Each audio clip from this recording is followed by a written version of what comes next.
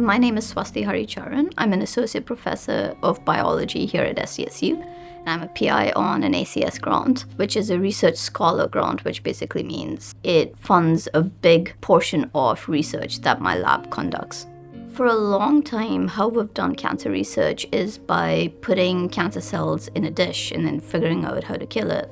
But as we've started sequencing and getting data from patients, we now realize what might seem really silly to most people that we didn't realize before, in that a patient is a whole person who's gone through a whole life and has had many different experiences, whether it's based on their race and ethnicity or their gender or their childhood stressors. Obviously, when you put cells in a petri dish, you're not able to replicate all of those factors. And yet, when we do diagnostics and therapeutics in the clinic, we really need to be cognizant of those factors because it changes the biology of a person and therefore the biology of a cancer growing in that person. So what we do in the lab is have a more integrated approach where we can use all this amazing data we have from patients to say, can we understand the social determinants or the race and ethnicity or the age and how it affects how the cancer is going to progress or respond to treatment? And can we replicate some of those molecular pathways in the lab, in our cells in a petri dish, and find better diagnostics and therapeutics that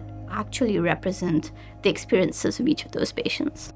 The majority of work that's been done historically in addressing racial disparities in cancer has been in the social realm in terms of how do we improve really societal conditions for women of all demographics. But I think what has been left behind traditionally is looking at the science and the molecular biology, looking at things that are actually different in ourselves that could explain some of the differences in outcome that we have. And for certain, I can say that from the research that we've done in our lab, there are differences, and there are so many differences that it's a little bit mind-blowing that we haven't looked at this before. But it becomes self-explanatory when you realize that people in clinical trials, the people whose specimens we're getting to sequence and to get patient data from, is such a very homogenized patient demographic. So really, we've been looking kind of under the spotlight of what we have, which is data from white women. And what we need to do in order to, I think, provide the best medical care possible for everyone is to diversify, is to widen that spotlight so we're being more inclusive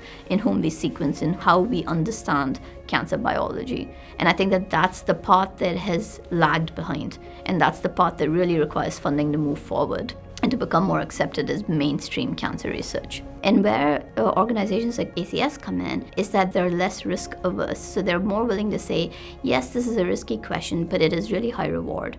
And therefore, we're willing to take a chance and fund it. And so it is more patient oriented in terms of funding the kind of research that they think will give answers that will be important to patients.